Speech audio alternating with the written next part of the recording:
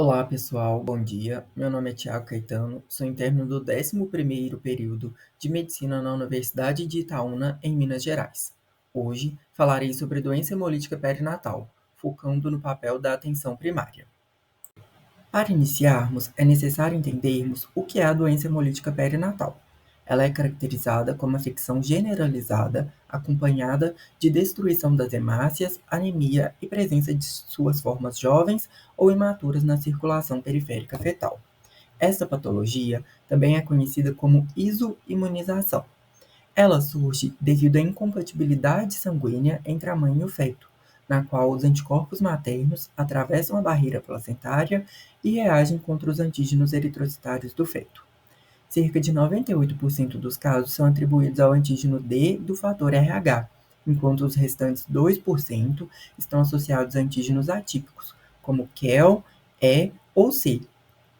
Estudos demonstraram que a implementação da imunoprofilaxia reduziu a incidência de sensibilização anti-D significativamente, de uma faixa de 13 a 19% para 0,9 a 1,8% quando realizada no pós-parto, e para 0,1 a 0,3% com a imunoprofilaxia durante o pré-natal, no período até as primeiras 28 semanas. Estes dados demonstram avanços importantes na prevenção e controle dessa condição clínica. Agora, sabendo o que é a doença hemolítica perinatal, vamos entender sua fisiopatologia.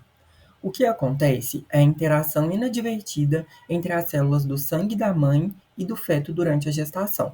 Inicialmente, elas não se misturam, mas, em alguns casos, pequenos sangramentos podem permitir esse contato. Aqui estão as principais causas de interação do sangue materno-fetal. Elas são divididas entre causas espontâneas e causas traumáticas. Entre as espontâneas estão o momento do parto, descolamento prematuro de placenta, abortamento espontâneo, morte fetal intraútero, gestação ectópica e mole datiforme. Já entre as traumáticas estão a amniocentese, biópsia de velocidades coriônicas, cordocentese, abortamento induzido, transfusão sanguínea intrauterina, versão externa, manipulação obstétrica e trauma abdominal. Vale ressaltar, para que esta mistura seja realmente problemática, o sangue da mulher deve ser fator RH negativo, pois é a discordância do RH que vai gerar uma reação imunológica prejudicial. No processo, quando a mulher é sensibilizada, os anticorpos IgM são os primeiros a serem produzidos, porém, eles não conseguem atravessar a placenta. Então, entram em cena os anticorpos IgG, que são moléculas menores que conseguem atravessar a placenta e desencadeiam a ruptura das hemácias fetais, levando a uma anemia progressiva.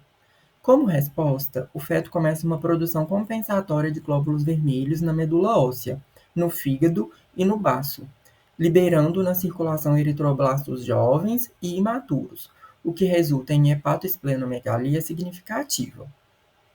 Conforme o quadro avança, podem ocorrer complicações como hidropsia fetal, hipertensão do sistema porta devido à compressão dos vasos porta pelo tecido hematopoiético e hipoproteinemia devido à insuficiência da síntese proteica. A evolução para a hidropsia fetal pode levar a complicações graves, incluindo insuficiência cardíaca congestiva, anóxia e, em casos extremos, óbito. Agora que já entendemos como a isoimunização acontece, é importante que o diagnóstico na atenção primária seja eficaz. No período pré-gestacional, é fundamental identificar mulheres que desejam gestar e que tenham probabilidade de desenvolver isoimunização materno-fetal. Isso pode ser feito através da tipagem sanguínea para determinar o fator RH. Se uma mulher for identificada como RH negativa, é necessário investigar a presença do anticorpo anti-D por meio do teste de Cumbres indireto. Já no acompanhamento pré-natal, na atenção primária, é crucial adotar as medidas recomendadas no período pré-gestacional, caso ainda não tenham sido realizadas.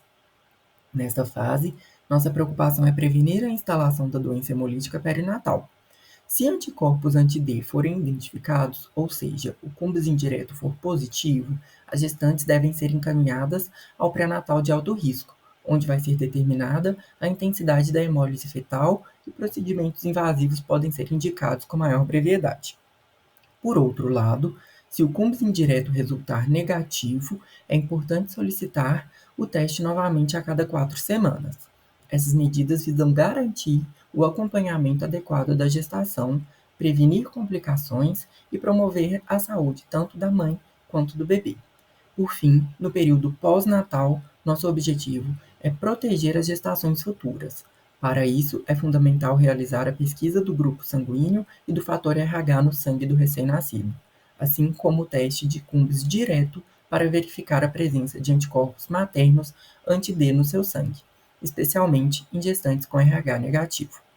Se o recém-nascido for RH positivo e o teste de CUMBS direto for negativo, é necessário administrar à mãe imunoglobulina protetora para evitar a sensibilização que pode ocorrer durante o parto. Essas medidas são essenciais para prevenir complicações em gestações futuras e garantir a saúde tanto da mãe quanto do bebê. Aqui temos um fluxograma retirado do Manual de Atenção Básica ao Pré-Natal de Baixo Risco do Ministério da Saúde, que simplifica muito bem o que foi dito no slide anterior. Nele, podemos observar que já na primeira consulta de pré-natal, precisamos solicitar o CUMBS indireto para gestantes RH negativo. Caso ele venha positivo, devemos encaminhar a gestante ao pré-natal de alto risco imediatamente. Por outro lado, caso ele venha negativo, o acompanhamento continua sendo feito na atenção primária. Neste contexto, é necessário que o CUMBS indireto seja repetido a cada 4 semanas. Se ele se tornar positivo, encaminhamos ao pré-natal de alto risco, mas se ele permanecer negativo, deverá ser administrada imunoglobulina pós-parto, se o recém-nascido for RH negativo e o CUMBS indireto ainda estiver negativo. Bom, diante do exposto, podemos concluir que a doença hemolítica perinatal é uma doença complexa e com repercussões que são preveníveis. Além disso, a atenção primária tem papel fundamental no manejo das pacientes susceptíveis a essa doença. E, por fim, o adequado diagnóstico e o manejo da doença é definidor para o prognóstico materno-fetal. Esses foram os referenciais teóricos utilizados para a confecção desta apresentação. Muito obrigado pela atenção de todos. Olá, pessoal, bom dia. Meu nome é Thiago Caetano, sou interno do 10º período de Medicina na Universidade de Itaúna, em Minas Gerais. Hoje falarei sobre doença hemolítica perinatal, focando no papel da atenção primária.